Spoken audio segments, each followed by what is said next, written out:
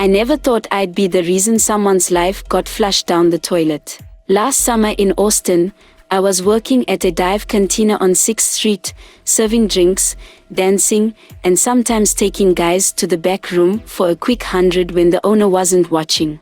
This one guy showed up every Friday for 3 months. Quiet type, always in the same corner, nursing the same cheap beer for hours. I'd wink at him sometimes, throw a little extra hip action his way, hoping he'd spend real money, but he never approached. Just sat there with those sad, hungry eyes like I was some kind of angel instead of a girl who'd blow you in the alley if the price was right. One brutally hot Thursday in August, I was counting my pathetic tips when this rich prick in designer clothes sat down. Rolex on his wrist, expensive cologne. He ordered top shelf tequila and slipped me an extra 100 just to talk to him. Easy money. I was laughing at his jokes, letting my fingers brush his arm, the usual routine, when corner boy suddenly stood up. "She's not interested," he said, voice tight. I was pissed. Who was he to cost me a paying customer? Rich guy stood up. "Think she can decide that for herself." They shoved each other. Corner boy pulled a pocket knife, and suddenly rich guy's white shirt was blooming red. Everyone froze. The owner called 911 while corner boy stared at his hands in shock before bolting out the back. Rich guy survived, just a flesh wound. Cops asked if I knew the stabber. I only knew his usual order and where he sat every Friday. 3 nights later, the owner called.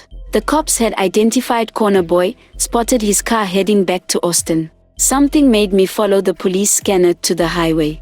I got there just as his car flipped trying to avoid a roadblock. I ran toward the wreckage despite cops shouting to stay back. He was hanging upside down, bloody, looking at me like salvation. "Been looking for you," I whispered, surprising myself. I held his hand through the broken window and promised, "I'll wait for you." Total bullshit, of course. I'd said worse for better tips. I visited him once in the hospital, wrote a couple letters when they transferred him to prison, visited twice. 6 months later, other inmates found out why he was there, stabbed someone over a dancer he'd never touched. They shanked him in the shower. I was the only one at his funeral besides the chaplain. Standing in the rain, watching them lower a stranger into the ground, I felt nothing but relief. One less pair of desperate eyes watching me. One less fantasy I had to pretend to care about. What kills me is that if he'd just offered me money like everyone else, he'd probably still be alive. Instead, he made it into some big love story. Men are all the same, they either want to own you or worship you, but they never just see you. At least the ones who pay are honest about what they want.